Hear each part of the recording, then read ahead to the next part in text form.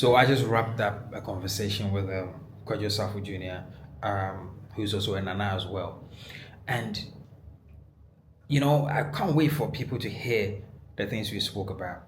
But for me, I think everything that's happened in the conversation was truly about how a son is trying so hard to walk into the shoes of a visionary father and how to be a good son and still remain basically still remain a son while still trying to drive his own vision for the business, right? And I think that's pretty hard to do. It's pretty hard for anyone to walk into the shoes of anybody, right? Talk less of a man like um, Apostle Dr. Kujusafo Kantanka.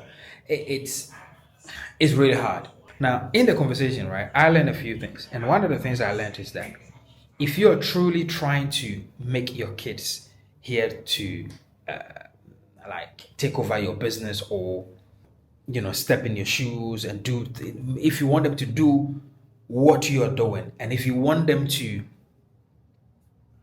almost be like you've got to start early. If you want your business to live beyond you have to do it early, and you have to do it in the time that you're strong enough to make sure that they are taking on the learning, and then also you can make certain decisions right while you're alive, and then your impact will be felt while you're alive. If you need to sack them early, though, you can sack them early.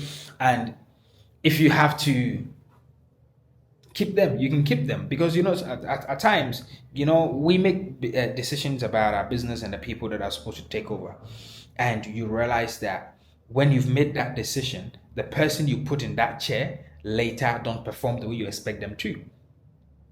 So one of the biggest question I asked was, which you're going to find out in the full video, was if you check the era that he has come from and the era that his father came from, it's two different eras, right? And it's quite clear. But most importantly, the lifestyle of the father compared to the lifestyle of the son. How does he draw the line to make sure that, okay, I admire this man so much and I want to be like him, or I want to be even better than him, but how do I make sure that I stay within the boundaries of his values, the things that he believes in, the things that he accepts as beliefs, and not and tread carefully. You know what I mean? Like, you want to be able to tread carefully. You don't want to upset people that have put you into certain positions, and people that have cleared the path for you. And the answer was marvelous. The answer was amazing. So you guys are gonna find out in the real conversation. But like I said, mostly it's the learning for me. All of these things that we're doing is the learning. The learning is what is gonna impact people. That is what gonna stay with us for generations to come. But I tell you what, I enjoyed the conversation. I loved every bit of it, and I think he did justice to the cameras and the audio, and he basically killed the seat, man. He did an amazing job. And look out for it.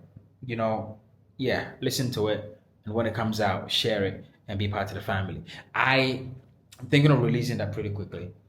Yeah, I want to release that very quickly and get it out so people can get the value that I expect.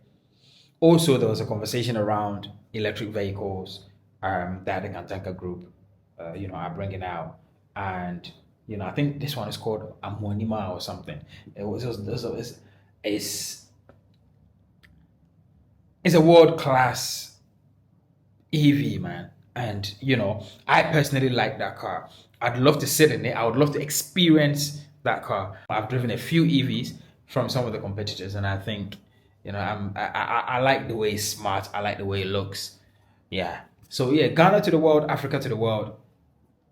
Stay with us, and yeah, I did this vlog very quickly for you guys so you can understand what's been happening. Stay connected.